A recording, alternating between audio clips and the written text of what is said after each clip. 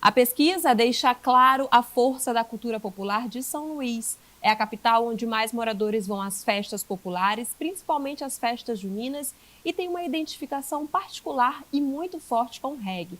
É o que diz o autor do estudo, o pesquisador João Leiva, que é o nosso convidado de hoje do Salas de Entrevista. Muito prazer tê-lo aqui, João. Eu que agradeço o convite para falar sobre a pesquisa aqui. Para a gente começar, João, eu queria que você me falasse um pouquinho se é isso mesmo e a que você atribui esse resultado. Olha, é difícil dar uma explicação assim única, né, para esse resultado, mas o que a gente percebe? Não é a primeira pesquisa que a gente faz e pela segunda vez as festas populares aparecem com uma força muito grande. Quem mora aqui já sabe disso, mas acho que é interessante a gente ver quando a gente começa a comparar com as outras cidades que de fato tem algo especial aqui associado às festas juninas e às festas populares em geral, né? E qual foi a metodologia aplicada, quantas pessoas foram ouvidas e o tempo? Então, essa é uma pesquisa grande, é o maior estudo sobre hábitos culturais já feito no Brasil. A gente entrevistou pessoas com 16 anos ou mais nas 27 capitais do país. Foram 19.500 entrevistas, 3.000 em São Paulo, 1.500 no Rio e 600 nas demais capitais, né? O trabalho de campo também foi um trabalho longo. A gente fez entre fevereiro e maio do ano passado, porque é muita gente para entrevistar. Você precisa ter uma qualidade da amostra, e a gente só conseguiu fazer esse projeto por conta da Lei Rouanet, né, do Ministério da Cultura, e do patrocínio do Instituto Cultural Vale e do Itaú. Né? A gente já tem experiência com esse tipo de pesquisa desde 2010 que a gente faz, e as entrevistas a gente faz em pontos de fluxo populacional. Hoje em dia tem pesquisa que é online, por telefone, né? A gente faz as pesquisas tete a tete, cara a cara com as pessoas em pontos de fluxo da cidade.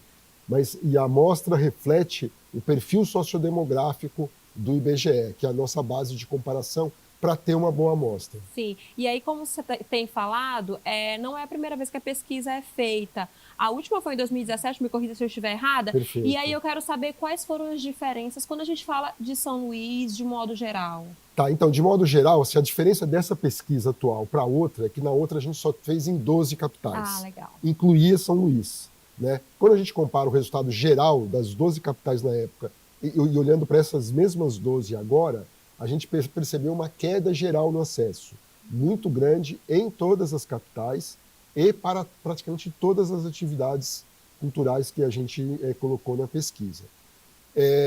A primeira resposta mais óbvia é que isso deve estar associado com a pandemia, né? Porque, na verdade, a gente teve uma queda para zero e desde ali de 2021, 2022 está no processo de retomada, né? Mas, assim, pela pesquisa, a gente está hoje num patamar bastante abaixo do que a gente estava em 2017. Porém, em todas as cidades pelas quais a gente já passou apresentando os resultados da pesquisa, o que a gente ouve é que está tendo uma melhora. 2024 foi melhor que 2023 e 2023 melhor que 2022. Agora, vamos ver até onde isso vai.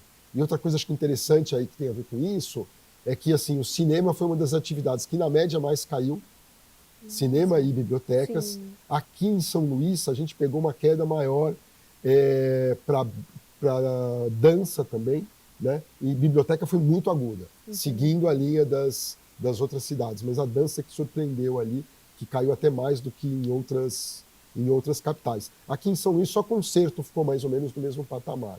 As outras atividades todas caíram, mas não é uma coisa específica de São Luís, é geral e provocado pela pandemia principalmente. Perfeito. João, agora de que forma esses resultados podem impactar, né? De que forma eles impactam aí na sociedade em geral e quando a gente pensa também na criação e na manutenção de políticas públicas voltadas então para a cultura?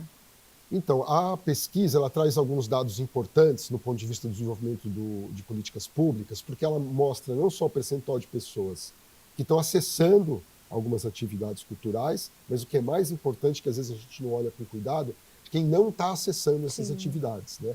E basicamente hoje são as pessoas de menor escolaridade, de menor renda, as pessoas mais velhas, principalmente o público que tem 60 anos ou mais, foi o que mais afetado pela pandemia, que já era o que menos acessava atividades culturais antes, isso se acentuou agora. Então essas informações podem ajudar o poder público a identificar ações específicas para tentar atrair esse público, né? Outro ponto que eu destacaria também, que tem a ver com políticas públicas, a gente tem uma pergunta mais, assim, aparentemente despretensiosa, que é assim: qual o espaço cultural que você mais frequenta, né, na cidade? Então, muita gente poderia imaginar que assim, os espaços mais icônicos, mais importantes, mais fortes vão aparecer.